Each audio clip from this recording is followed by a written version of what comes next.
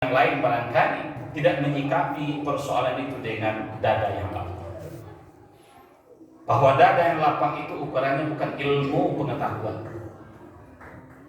Dada yang lapang itu bahkan ukurannya bukan ibadah. Betapa banyak menurut kita orang yang memiliki ilmu pengetahuan tapi tidak memiliki dada yang lapang. Kita bayangkan kaum muslimin jamaah Jumat yang mulia.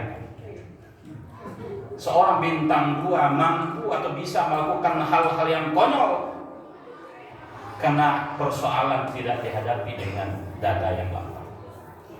Untuk itu kaum muslimin jamaah Jumat yang Allah muliakan, dalam proses pertama kita renungkan bahwa dada yang lapang itu adalah ukuran hidayah yang diterima atau yang dinampakkan oleh orang yang mendapatkan hidayah dari Allah Subhanahu wa Ta'ala. Ada 2 kisah kaum muslimin untuk mendorong dan memotivasi kita agar bisa memiliki dada yang lapang itu, sehingga persoalan-persoalan seberat apapun tidak menjadi beban di dalam kehidupan kita. Hadis diriwayatkan oleh Imam Malik. Dalam suatu halaqah dan pertemuan, Rasulullah sedang bercengkrama dengan sahabat-sahabat yang lain. Kemudian di tengah-tengah diskusi Rasulullah dengan sahabat-sahabat beliau, Rasulullah mengingatkan kepada sahabat yang hadir di ketika itu bahwa sebentar lagi akan melewati halaqah kita ini calon penghuni surga. Ketika Rasulullah asik berbicara dengan sahabat-sahabat yang lain, Rasulullah menginformasikan bahwa sebentar lagi akan melewati halaqah atau jamaah kita ini calon penghuni surga. Seluruh jamaah yang hadir, seluruh sahabat-sahabat yang hadir ketika itu merasa heran. Siapa yang diinginkan, apa yang dimaksud oleh Rasulullah ini? Tidak lama berselang, naiklah seorang pemuda Ansar melewati jamaah atau halaqah Rasulullah. Sembari jenggotnya masih basah karena air wudhu dan menenteng sandal. Kemudian setelah berpamitan dia lewat. Di hari kedua, hal yang sama juga disampaikan oleh Nabi ketika bersama-sama dengan sahabat bahwa sebentar lagi akan lewat atau hadir di halaqah kita ini calon penghuni surga. Kaum muslimin jamaah Jumat rahimahullah, sampai 3 kali Rasulullah menyampaikan itu bahwa akan melewati halaqah kita ini calon penghuni surga. Seluruh sahabat yang ada ketika itu bertanya-tanya siapa gerangan yang dimaksud oleh Rasulullah ini. Keistimewaan apa ibadah yang dia lakukan sehingga Rasulullah pastikan bahwa dia adalah calon penghuni surga.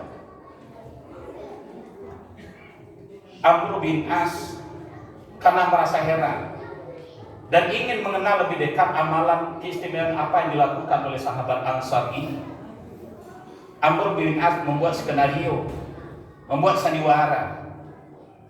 Dia ingin menginap dan mengikuti sahabat Ansar ini sampai ke rumahnya. Maka dia susun skenario dan sandiwara. Dia temui sahabat Ansar ini dan menyampaikan maksudnya bahwa dia ingin menginap di rumah dia selama 3 hari. Karena dia bertengkar dengan orang tuanya dan dia bersumpah bahwa selama 3 hari itu dia tidak akan pulang ke rumahnya. Maka dia minta izin untuk bisa tinggal di rumah sahabat Ansarnya selama 3 hari berturut-turut. Kaum muslimin jamaah Jumat yang Allah muliakan, maka permintaan dari Amr bin As dikabulkan oleh sahabat Ansar ini. Silakan kalau seandainya itu yang ingin Tuhan inginkan. Kaum muslimin, hari pertama Amr bin As tinggal bersama sahabat Ansar ini mulai dari siang, malam sampai subuh. Maka dia melihat sahabat ini melaksanakan amalan-amalan yang biasa saja, bahkan tahajud pun tidak dia laksanakan. Qiyamul lail tidak dia laksanakan. Ketika Amr bin As bangun di tengah malam melaksanakan tahajud, ternyata sahabat ini tidak melakukan apa-apa. Melihat keistimewaan dan amalan apa yang Tuhan lakukan di rumah ketika tidak dilihat oleh orang lain. Ternyata setelah 3 hari saya berada di sini, saya kecewa dan tidak menemukan apa-apa dari kelebihan amal yang Tuhan lakukan.